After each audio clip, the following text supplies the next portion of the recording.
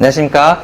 예, 현대의학과 한의학 그리고 대체의학까지 모든 의학을 섭렵해서 여러분 통증 치료에 진심인 진재통의원 한의원 이종진 원장입니다. 자, 오늘은 여러분과 함께 줄기세포에 대해서 공부해 보도록 하겠습니다. 요즘 되게 핫하죠. 여기저기서 줄기세포 치료해서 무릎 관절염이 나순다고 말을 많이 하고 있기 때문에 줄기세포에 문의가 많습니다.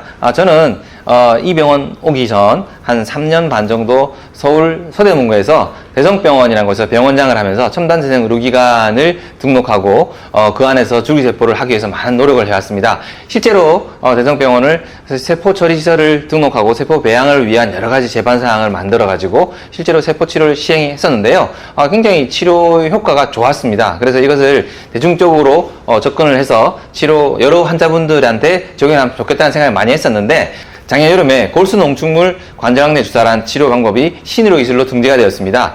실제로 줄기세포 치료를 오래 해온 사람으로서 그리고 이런 연구를 함께 해온 사람으로서 실제로 골수보다는 이제 지방이라든가 아니면 이제 특정 부위 무릎 안에 있는 활막이라든가 아니면 제대라든가 여러 가지 부위에서 줄기세포를 뽑는 것이 훨씬 더 효과적일 수 있는데 실제로 이 세포들을 다루는 데는 여러 가지 위험이 생깁니다. 세포를 배양하기 위해서도 위험 따르고요. 세포를 보통 키우다 보면 굉장히 여러 가지 잡다한 균들이 많이 자라다 보니까 이런 균들이 실제로 안정성이 확정되지 않았기 때문에 환자분 몸에 주입하기는 조금 부담되거든요. 그렇기 때문에 실제로 그런 조작 없이 치료에 적용할 수 있는 가장 간단한 치료가 결국은 골수를 뽑아가지고 원심부를 해가지고 그 층이 나눠진 층에 중에서 스트로말셀이라고 해서 줄기세포 포함되어 있는 그 세포층을 뽑아가지고 무릎에 넣는 그 치료가 어떻게 보면 환자분한테 위험 부담이 가장 적고 세포 조직이 없기 때문에 그로 인해서 효과도 있고 그렇기 때문에 치료로서 신의료 기술 등재됐다고 저는 생각합니다. 하지만은 실제로는 지방 줄기세포라든가 무릎 안에 있는 활막 줄기세포라든가 이런 여러 가지 세포들을 활용하는 게 더욱 좋기 때문에 앞으로 나갈 길이 더 멀다라고 생각을 하고 있습니다. 우리가 줄기세포 하면은 실제로 몸이 여러 군데서 다 뽑을 수 있습니다. 실제로 예전에 노벨상을 받은 산야 교수라고 일본의 교토대학에 있는 교수는 이 피부 조직을 떼가지고 이것을 역분화시켜서 거꾸로 돌려가지고 플루리포턴트한 그런 줄기세포를 만든다고 해서 노벨상을 받았죠. 그만큼 어느 조직에서는 다 가능한데요. 아직까지 그런 피부 조직을 역분화시키는 것은 유전자 조작에 해당되기 때문에 아직 요원합니다. 아직 쓰기까지는 시간이 많이 걸릴 것 같고요. 지금 현재 우리가 쉽게 줄기세포를 뽑을 수 있는 그런 부위로는요. 골수하고 지방이 대표적입니다. 골수는 보통 이 장골릉에서 뽑게 되고요. 그 다음에 지방은 보통 복부나 허벅지 이런 지방이 많은 데서 뽑게 됩니다. 그와 함께 우리 어릴 때 제대열 아시죠? 제대열 배꼽에서 엄마 탯줄 연결되는 그 탯줄을 잘라가지고 그 안에 굉장히 많은 줄기세포가 있습니다. 따라서 그거를 쓰면 참 좋은데 이게 좋은 점이 면역 반응도 잘 하지 않아요. 그래서 그 안에서 따로 추출해가지고 상품화한 게 세계 최초의 FDA 승인을 받은 줄기세포 치료제 카티스템이라는 겁니다. 근데 실제로 카티스템은 그런 좋은 치료제임에도 불구하고 세포수가 별로 많지 않아요. 그렇기 때문에 우리가 그걸 이용한다 그러면 일단 비용대로 굉장히 비싸고요. 치료 효과도 담보하기가 좀 힘들어서 저 같은 경우는 환자분한테 잘 권하지 않습니다. 저도 예전에 써본 적이 있긴 하지만은 실제로는 저는 차라리 지금 하는 골수나 지방 줄기세포를 쓰는 것이 훨씬 좋다고 생각하고 있고요. 자, 그와 함께 무릎 안에 있는 활막이라든가 또 여러 군데에서 실제로 줄기세포가 다 있기 때문에 지금도 많은 의사와 과학자들이 줄기세포를 어디서 쉽게 뽑아서 가장 효과적으로 쓸 수 있느냐를 생각하고 연구하고 있습니다. 자, 그러면 줄기세포라는 것은 지금 쓰는 것은 골수에 있는 줄기세포인데요. 우리 보통 골수 이식 많이 들어보셨죠? 백혈병 환자한테 줄기세포 주는 것처럼 이렇게 생각하면 골수를 뽑는다 그러면 굉장히 무섭게 느껴지는데요. 실제로 마취를 하고 골수를 뽑는 것은 그렇게까지 힘든 작업은 아닙니다. 마취하고 나면 환자분 크게 느낌도 없어요. 하지만은 마취를 아무리 잘했다 하더라도 일단은 골막을 뚫을 때 통증이 있긴 한데요. 그거를 능수능란하게 한 번에 딱 뽑으면 제일 좋은데 이게 특히나 우리 무릎 관절염이 심하신 환자분들은 나이가 연세가 많기 때문에 이 골수가 쉽게 잘 안 뽑히는 경우가 많이 있어요. 제가 여러 번 케이스를 많이 해봤는데요. 그러면 그 잘 안 뽑힌다고 더 깊이 들어가거나 아니면 빼서 다른 방향으로 들어가거나 해버리면 환자분 불편감이 되게 많아요. 그렇기 때문에 이런 골수를 잘 뽑는 의사한테 시술을 당하는 것이 굉장히 좋은 방법이겠죠.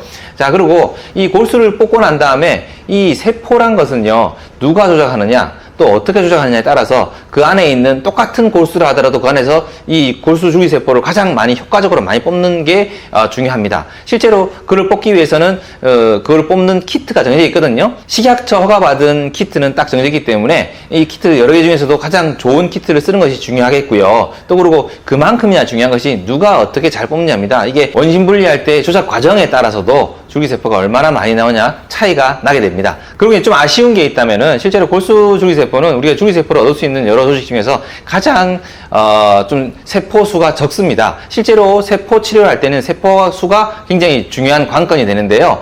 지방 줄기세포 같은 경우는 예를 들어 보면 지방에서 뽑을 때 단위 그램당 골수와 지방을 비교하면 약 500배 정도 전후로 차이가 납니다. 그 말은 뭐냐면은 이거를 하나만 뽑는 거, 이거를 500이 뽑는 거, 하고는 양이 비슷하다는 거죠. 제가 이렇게 뒤쪽으로 표현한 이유는 골수가 이 골반에서 뽑기 때문에, 여기서 주로 뽑기 때문에 표현을 그렇게 하는 것이고요. 지방은 주로 허벅지라든가 아니면 복부에서 뽑기 때문에, 우리 보통 배가 많이 나오신 분들 많지 않습니까? 그 부위에 지방이 많이 쌓이는데 그게 줄기세포도 많이 있다고 보시면 됩니다.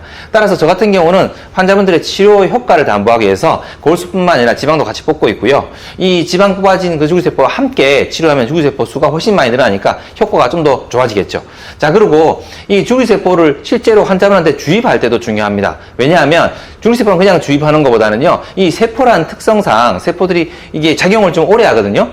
이 오래 하는데 이 오래 한 시간 동안에 잘 살아 있어야 돼요. 그러기 위해서는 얘들이 세포가 어디 특정 부위에 숨어서 다시 나서 작동을 하고 다시 또 숨어서 오랫동안 분할을 해가지고 그 안에서 더 많은 세포를 만들어서 더 많은 효과를 볼 수 있도록 해야 하거든요. 이 세포를 넣을 때는 이 세포들이 아까 말씀드린 것처럼 잘 작용하기 위해서는요, 이 세포들이 같이 함께 들어가서 작용할 수 있도록 하는 세포들의 쉼터, 그런 것들이 필요합니다. 그것이 되게 스캐폴드라고 하는데요. 전문용어로 이 스캐폴드를 같이 넣게 되는데, 스캐폴드를 쓸 수 있는 것이 뭐 연골주사 히로안 또는 이제 뭐 콜라겐, 뭐 아니면은 뭐 요즘 나오는 콘주량 같은 것도 좀 더 넣기 때문에 가능할 수 있다고 저는 봅니다. 그와 함께 제가 주로 쓰는 스캐폴드는 나노펫입니다. 펫을 잘게 쪼개가지고요, 자기 주 펫을 가장 짧게 해서 그 안에서 그 세포들이 실제로 지방줄기세포 같은 경우는 그 지방 조직 안에서 있다가 나왔기 때문에 더욱더 친화적이겠죠. 그때는 더욱더 효과적으로 작용할 수 있는 겁니다. 따라서 저는 지방줄기세포와 골수줄기세포를 나노펫과 함께 집어넣어 가지고 이게 오랫동안